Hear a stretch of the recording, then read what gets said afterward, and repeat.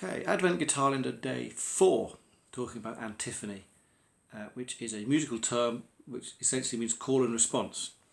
So this idea of having a series of phrases that flow together with the same narrative, telling the same story, if you like, rather than a bunch of different kind of separate, disjointed phrases.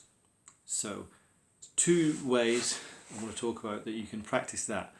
One, factor in kind of the way we speak. So if you're having a conversation with someone, you ask them a question, often your vocal inflections will kind of go up, and then the answer to said question will go down. Often, not all the time, but it's a fine example. So let's take some sort of phrase that has a rising melodic contour. Right, and then you could follow that with,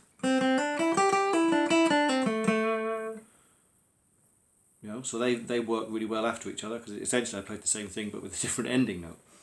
Or another example which is slightly less samey, maybe you could have that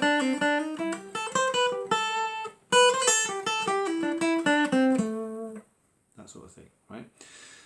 The second exercise could be to think about chord tones and avoiding them on the first half of the phrase, if you like, and then landing on one in the second half.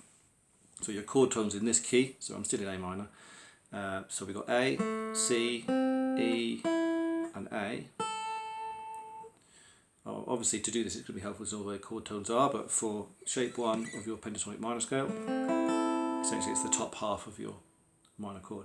So I'm going to play a phrase that doesn't land on a chord tone, and I'm going to play a phrase that does.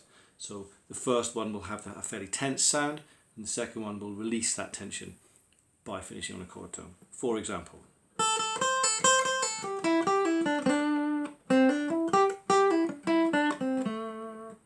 or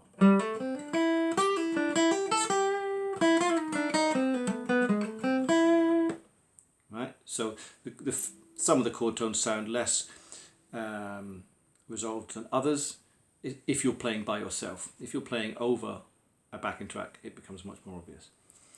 So a little bit of that. You could have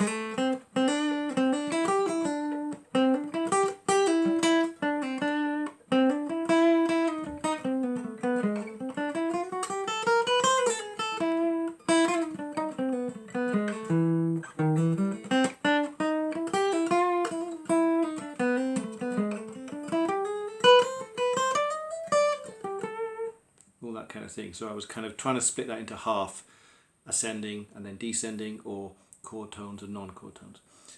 Experiment with that sort of thing, and I'll see you tomorrow.